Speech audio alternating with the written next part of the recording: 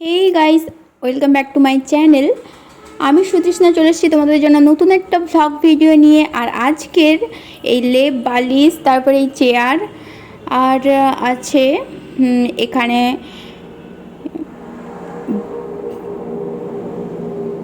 গদি। গদিটা আজকে কিনে আনছে। তো আমার ভাই, এই যে ভাই, বাবা আর মামা করে নিয়ে যাচ্ছে আজকে সব জিনিস। আমাদের তো এই বাড়িটা তো খুব ছোট, তো রাখা যায়নি, রাখা যাবেও না। তো তাই জন্য সব আমার শ্বশুর মশাইয়ের বাড়িতে ট্রান্সফার হবে। তো এই যে এখানে আছে আলমারি, ড্রেসিং টেবিল, এগুলো আছে।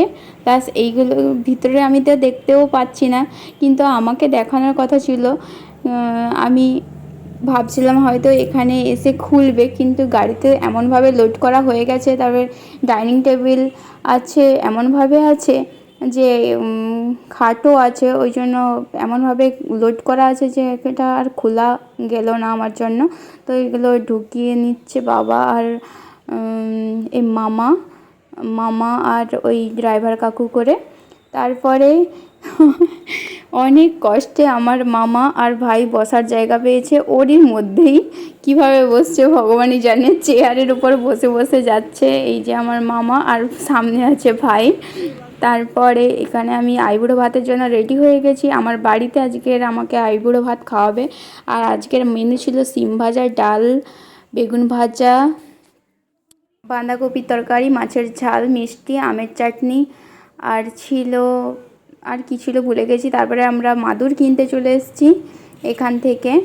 এটা একটা মাদুরের মানে বাজারের মধ্যে খুব ভালো মাদুর হয়, তো এখান থেকে মাদুর কিনেছি। এখানে আবার এই যে এইগুলো কি লাগবে, তো এইগুলো কিনতে চলে এসেছি আমি একা। আমাকে এখানে বসিয়ে দিয়ে, আমার কালকের বিয়ে আর আমি আজকের বাজারে এসেছি বিয়ে বাজার করতে। তো এখানে আবার সব সবজি কেনা হচ্ছে, মানে এগুলো বিয়ের জন্য নয়, বিয়ের পরের দিন কি হবে, যে গেস্টগুলো থাকবে তো তারা কি খাবে, তো তাই জন্য এগুলো তাদের জন্য। তারপরে এখানে ময়ূরীতে আমি আর বোন করে চিকেন পকোড়া খেতে চলে এসেছি।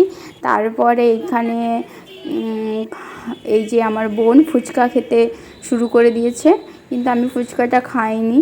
তারপরে রাত্রে আবার আমাকে আমার মাসিমণির বাড়িতে আইবুড়ো ভাত খাওয়ানোর জন্য মানে খাওয়াবে বলছিল, তো তাই জন্য রেডি হয়ে গেলাম। তো দেখা হচ্ছে নেক্সট কোনো ভিডিওতে। টাটা।